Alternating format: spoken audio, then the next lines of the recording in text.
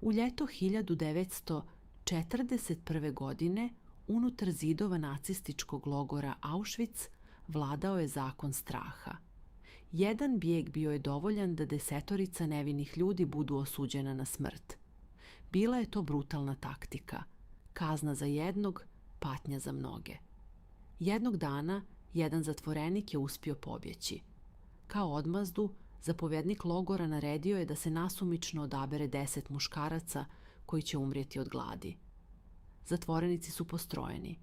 Tišina je bila teža od bilo kakvog zvuka. Jedan po jedan ljudi su birani.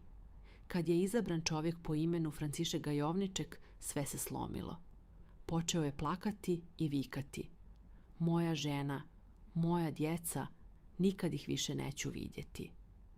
U tom trenutku nešto se dogodilo što nitko nije očekivao. Jedan zatvorenik istupio je iz reda. Bio je to mršav čovjek u zatvorskoj uniformi, tih, ali smiren. Stražari su odmah reagirali. Istupanje iz reda značilo je smrt na licu mjesta. Ali on nije pobjegao, nije se branio, samo je rekao: "Želim umrijeti umjesto njega." Zapovjednik je bio šokiran. Takve stvari se nisu događale u Auschwitzu. Pitao ga je: "Tko si ti?" Odgovor je bio jednostavan: katolički svećenik. Taj čovjek bio je Maksimilijan Kolbe. Nakon kratke tišine dogodilo se nešto još nevjerojatnije. Zapovjednik je pristao. Gajovniček je pošteđen, a Kolbe je zauzeo njegovo mjesto. 10 osuđenih odvedena su u podzemni bunker, prostoriju bez hrane i vode gdje su trebali polako umrijeti. Ali ono što se tamo dogodilo nije bilo ono što su nacisti očekivali. Umjesto vriska i očaja, iz bunkera su se počele čuti molitve. Svjedoci su kasnije rekli da je Kolbe vodio zatvorenike u pjesmi i molitvi. Umjesto panike vladao je mir. Umjesto borbe za preživljavanje postojala je neka čudna tišina, kao da su već prihvatili sudbinu. Dani su prolazili. Jedan po jedan zatvorenici su umirali od gladi i žeđi, ali Kolbe je ostao živ. Nakon 2 tjedna bio je posljednji preživjeli. Za naciste to je bio problem. Trebali su bunker za nove zatvorenike. Tako su odlučili ubrzati njegovu smrt. Stražar je ušao i dao mu smrtonosnu injekciju. Kolbe nije pružao otpor.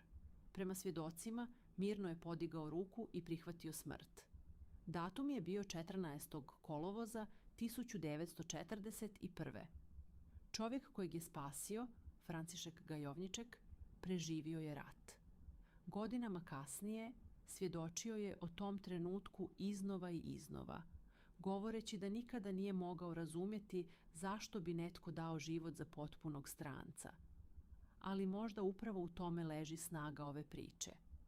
U svijetu gdje su ljudi svakodnevno umirali jedni zbog drugih, jedan čovjek odlučio je umrijeti za nekoga. Ne zbog koristi, ne zbog slave, nego iz čiste odluke. Godine 1982. Papa Ivan Pavao II. Proglasio je Maksimilijana Kolbea svetim, nazvavši ga mučenikom ljubavi.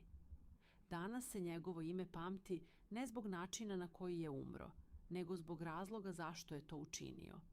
Jer u najmračnijem mjestu na zemlji, u Auschwitz, jedan čovjek je dokazao da čak i tamo čovječnost može pobijediti strah.